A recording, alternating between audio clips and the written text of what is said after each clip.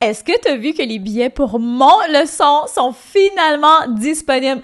Écoute, on est tellement emballés à l'idée de te rencontrer en personne. Ça va être à Montréal. C'est le seul événement qu'on va faire en personne de l'année. Donc, si tu as toujours rêvé d'être coaché par Dave et moi, c'est ta chance. Si tu en as assez de jouer petit, si tu te sens éparpillé, si tu as vraiment envie de te rendre au next level, mais que tu sais pas trop comment, cet événement-là est pour toi. Dans le fond, notre mission est vraiment très simple avec ça. On veut t'aider à être vu, à sortir du lot, à être connu, mais surtout à changer des vies puis à avoir de l'impact. Donc, on te montre tout ça à travers nos stratégies qu'on utilise nous-mêmes pour nos business, mais aussi pour celles de nos clients. Donc, une journée complète de formation. Tu peux retrouver tous les détails directement dans les liens dans mes show notes.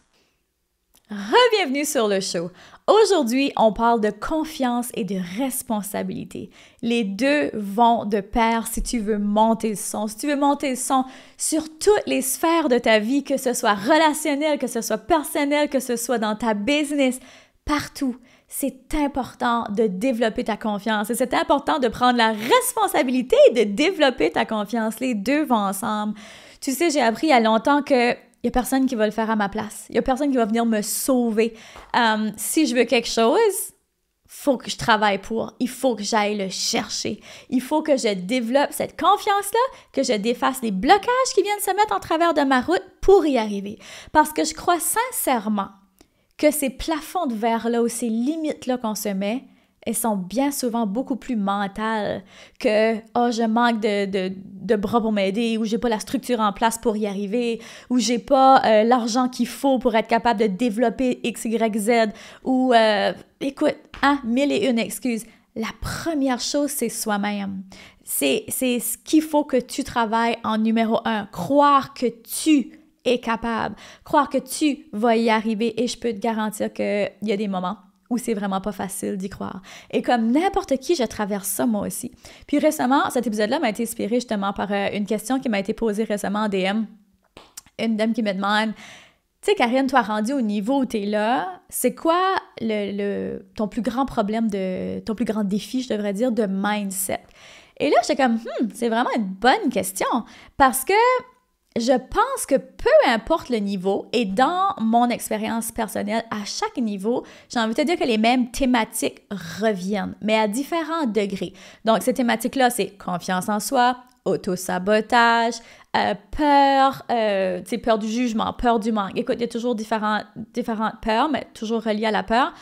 Puis là, celle-là qui était la plus présente à ce moment-là, quand elle m'a posé la question, pour moi, c'était la surcharge mentale, que j'avais tellement de choses dans ma tête à ce moment-là. Tu sais, veux pas, la business grandit vite. Maintenant, on doit gérer des équipes, on doit être de meilleurs leaders, on doit, s'occuper de nos clients. Comme il y a tellement de choses. Fait que pour moi, à ce moment-là, le défi de mindset, c'était est-ce que je vais être capable de soutenir tout ça? Est-ce que je vais être capable de soutenir le rythme? Parce qu'il y a des moments, je suis une maman. Fait qu'à ce moment-là, on venait de traverser COVID, qui d'ailleurs, je crois, ne veut pas trop me lâcher parce que ça fait un petit moment, mais quand même, tu sais, petit défi de ce côté-là, là, plus fatigué. Fait que quand on est plus fatigué, qu'est-ce qui arrive? Hein? Notre confiance en soi, ben c'est certain qu'on dirait qu'elle prend un coup. Tout ce qui est... On dirait qu'on pense plus pareil quand on est fatigué. Puis ça, je le voyais tellement aussi en bureau privé quand j'étais encore en psychothérapie. À quel point, quand on n'est pas capable de régler le problème, tu sais, les problèmes de base, là, sommeil, nutrition, mouvement, quand ces trois-là sont tout croche, c'est vraiment difficile de penser droit, comme on dit, donc d'avoir un mindset qui va vers le bon endroit, qui est positif, tu sais, qui s'élève, ou est-ce qu'on a envie de faire autre chose. C'est vraiment difficile de régler ça quand on est là. Fait que c'est pour ça qu'aujourd'hui, que c'est une des premières choses que je veux te mettre en lumière. Est-ce que ces trois choses-là dans ta vie, de un, sont présents dans ta vie? Est-ce que tu as une routine, une structure qui est claire? Puis, l'autre chose que je vais t'aider à faire aussi, c'est de transformer ce plafond-là que tu vois en plancher. Puis qu'est-ce que je veux dire par là, c'est que parfois on voit des choses qui sont comme super inatteignables parce que justement notre mindset est un peu tout croche. Mais la seule raison pourquoi il est tout croche, c'est parce qu'on a des croyances qui n'ont pas été identifiées, qui n'ont pas été rectifiées, et on utilise les mauvaises questions. Donc, quand on parle de croyance, souvent, on va se dire, ben écoute, je suis pas capable d'y arriver, ou justement, j'ai pas, c'est tout des j'ai, là. J'ai pas la capacité, j'ai pas l'énergie, j'ai pas l'équipe en arrière de moi, j'ai pas les structures. Donc, c'est beaucoup des affirmations, on le met en affirmation, qui sont négatives et qui nous restreignent. En disant des affirmations comme ça, je veux juste que tu te concentres au niveau énergétique. Qu'est-ce que ça crée comme réaction chez toi lorsque tu dis « j'ai pas l'énergie, je suis pas capable d'y arriver, j'ai pas l'équipe qui me soutient ». Automatiquement, tu te sens comme si tu aurais les deux mains attachées, tu te sens limité, right? Tandis que si tu commences à shifter tes affirmations en commençant par exemple par de meilleures questions, mais qu'est-ce que ça prendrait pour que je puisse y arriver? Qu'est-ce que ça prendrait pour changer ma façon de voir les choses en ce moment? Qu'est-ce que ça prendrait pour que j'aie plus de clarté? Ça, c'est souvent numéro 1. Qu'est-ce que ça prendrait? Donc, de te poser des meilleures questions, ça va faire une énorme différence. Puis, je sais que c'est vraiment pas facile de se relever quand on mange plusieurs coups ou que parfois plusieurs coups, un à la suite de l'autre.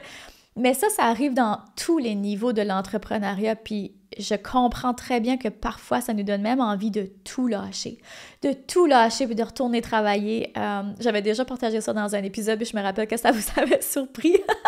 J'avais dit, hey, moi, des fois, là, tout ce que j'ai envie de faire, c'est là, fermer les portes, puis juste comme repartir travailler au gouvernement ou me trouver une petite job simple où est-ce qu'à 4 heures l'après-midi, quand c'est terminé, ben je ferme mon ordinateur ou je ferme la porte du bureau et c'est terminé. Mais si tu as ces pensées-là, toi aussi, je veux juste que tu prennes un moment pour être 100% honnête avec toi parce que quand on s'assoit, puis qu'on fait vraiment de l'introspection, puis qu'on se dit, c'est quoi que dans ma grande vision? Où est-ce que je me vois vraiment demain? Où est-ce que je me vois vraiment dans 5 ans? Puis souvent, c'est la plus haute version de nous qui est encore une entrepreneur. Right? Fait qu'on se raconte des histoires en se disant « Ah, je vais prendre la voie facile puis je vais retourner faire des petites choses. » J'ai envie de dire. Puis c'est pas des... Tu sais, je dis jamais ça au sens péjoratif. Il n'y a pas de petits emplois. Il n'y a pas de petits... Il n'y a pas de petits emplois, OK? Tous les emplois sont essentiels. Mais quand je dis ça, c'est parce que je sais que je parle à une entrepreneure qui est innovatrice, qui est créatrice, qui a envie de changer les choses, de leader un mouvement. Fait que je sais que c'est plus ou moins ta place que d'être dans un emploi qui te demande de suivre des règles, qui te demande de pas poser de questions, qui te demande de suivre un modèle que tu n'as pas créé. Fait que je sais que c'est pas ta place. Fait que quand la prochaine fois que tu te dis ça, c'est correct, tu peux te le dire pour 1 heure, puis tu peux pleurer, puis tu peux, tu sais, tout sortir ce qu'il y a à sortir. Mais après que la tornade sera passée, juste assis-toi, recentre-toi, puis mets-toi en mode solution. Prends toujours le temps de te reposer. Tu sais, parfois, l'étape numéro 1, là, vers aller mieux, des fois, l'étape numéro 1, c'est de dormir. Juste ça. Ou bouger, changer l'énergie. Des fois, ça m'arrive. Je suis comme, oh my goodness, j'arrive pas à avoir le momentum que je veux, ou on dirait que mes idées sont pas claires, ou j'arrive pas à débloquer, ou j'arrive pas à trouver de solution, ou je pense pas que je vais y arriver. Je suis comme pris dans mes pensées parce que ça nous arrive tous. Ben, you know what? Des fois, je lâche les stratégies et je retourne à la base. Dormir, mieux manger, bouger. Aussi simple que ça. Puis tu sais, je me rappelle, je veux te rappeler, parce que moi, je me rappelle ça aussi, dans les moments vraiment difficiles, que lorsqu'on tombe, c'est toujours pour nous renforcer. Puis, ça me fait toujours penser à mon frère. Mon Dieu, je sais pas, j'étais vraiment petite, j'aurais dû être comme 3e année. Mon frère, il aimait ça me frapper. Fait qu'on a 4 ans de différence, 4 ans et demi de différence, puis j'étais la petite sœur tannante, I guess, mais il aimait vraiment beaucoup ça me frapper. Fait que je me rappelle une journée à coups de poing en train de me fesser. Puis j'étais comme, tu me fais mal. Et là, il était comme, ouais, mais je te frappe pour que tu deviennes tough, pour que tu sois endurci. Puis j'étais comme, mais sais-tu quoi? Cette phrase-là m'est restée dans la tête. Puis, tu sais, j'aurais pu voir ça d'un côté, je méritais pas de me faire frapper, nanana, j'étais un enfant. Mais you know what? Cette phrase-là, elle m'est restée dans la tête. Puis à chaque fois que je mange des coups dans la vie, ou qu'il y a des embûches ou des défis, je me rappelle cette phrase-là. Ben, ce coup-là, il est là pour m'endurcir. Puis quand mes clientes arrivent, puis qu'elles me disent, là, je sais plus, tu sais, surtout en début de coaching, elles viennent me voir parce que justement, elles ont plus de clarté, elles se sentent stuck, elles sont comme, j'ai tout essayé, puis je peux plus, puis je suis brûlée, là, I need help. Ben, je leur passe toujours ce message-là. Puis là, je te le passe à toi aujourd'hui parce que je pense que si tu as choisi d'écouter cet épisode-ci, c'est parce que c'est ce genre de message-là que tu as besoin d'entendre. Puis, probablement que tu l'as déjà entendu, ce message-là. Mais aujourd'hui, j'espère que ça va résonner et ça va faire son bout de chemin. Parce que moi, je pense sincèrement que ce que la vie nous emmène comme embûche, ben, à un moment donné, ça va nous servir. Hein? Et je suis à un moment de ma vie où j'ai l'impression que j'ai fait un full circle dans un parce qu'il y en a plusieurs cycles. Mais j'ai l'impression que ce cycle-là, pour moi, il m'est arrivé plusieurs choses, puis ça, je vais le partager à l'événement Monte le son. Je ne vais pas rentrer là-dedans aujourd'hui parce que ça serait un sujet d'épisode au complet. Mais parfois, il nous arrive des défis qui sont vraiment difficiles à traverser. Vraiment difficiles à traverser. Puis on le traverse, puis on n'a aucune idée pourquoi ça arrive, puis on veut même pas aller du côté de « ça arrive sûrement pour une raison hein? ».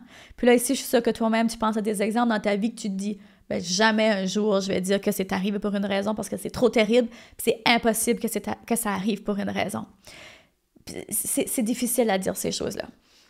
Fait qu'à ce moment-là de ma vie, quand j'étais à terre, puis vraiment la face à terre, la face contre le plancher, jamais un jour j'aurais cru être assis dans cette chaise ici puis te dire ben, cet événement-là est arrivé dans ma vie à moi pour une raison. Puis il s'est découlé plein de choses à partir de ça. Et c'est simplement quand je me suis assise pour écrire mon livre que là, je suis retournée dans ma ligne de temps parce qu'il y avait tous ces éléments-là qui me revenaient dans ma tête, mais qui étaient un peu tout entremêlés. Puis là, je me disais, « Hey, attends une minute, là. Si on regarde l'ordre chronologique des choses, c'est fou comment chaque chose arrive pour une raison, puis que ça fait du sens et ça fait la personne que je suis aujourd'hui. Puis la personne qui peut te passer ce message-là, qui peut-être toi, tu as besoin de l'entendre. Puis là, maintenant que toi, tu l'as entendu, j'espère que tu vas le passer toi aussi à ton tour.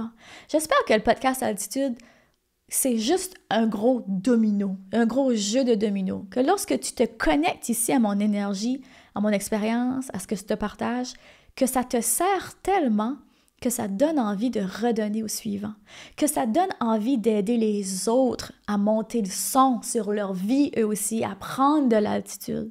Donc, j'espère que c'est cet effet-là que ça crée aujourd'hui. Puis j'espère juste dans ce petit podcast-là, il n'était pas très long, cet épisode-là, que ça t'a aidé. Puis tu sais, quand c'est vraiment difficile, j'ai envie de te donner un dernier truc. Quand c'est vraiment difficile, tu te sens overwhelmed, puis que tu as de la difficulté à bâtir cette confiance-là, puis prendre cette responsabilité-là et tout ça. Une autre chose que je veux que tu fasses, c'est que tu utilises la technique du ceci ou cela. Fait quand tu te lèves, t'es comme, OK, aujourd'hui, genre, je dois, t'as une liste de choses à faire. Peux-tu juste te concentrer sur la première chose? Ceci.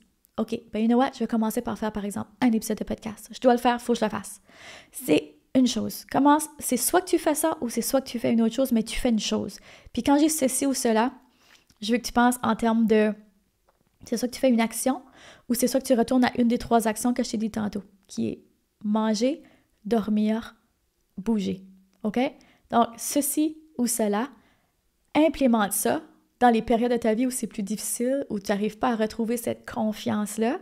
Commence par ces petites étapes-là, parce que tout ce que je veux, c'est que tu te mettes dans l'action, que tu te mettes dans un momentum, parce que ce momentum-là va créer un rythme, OK?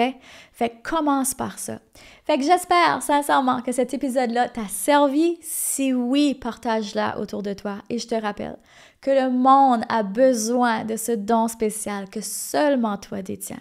Donc, continue de briller et de prendre de l'altitude. On se retrouve la semaine prochaine. Vous venez d'écouter le podcast Altitude. Pour ne rien manquer des prochains épisodes, abonnez-vous au podcast et cliquez sur le 5 étoiles. Vous pouvez aussi consulter nos outils gratuits créés pour vous au www.podcastaltitude.com. Merci d'avoir été là et à très bientôt dans le prochain épisode Femmes d'Altitude.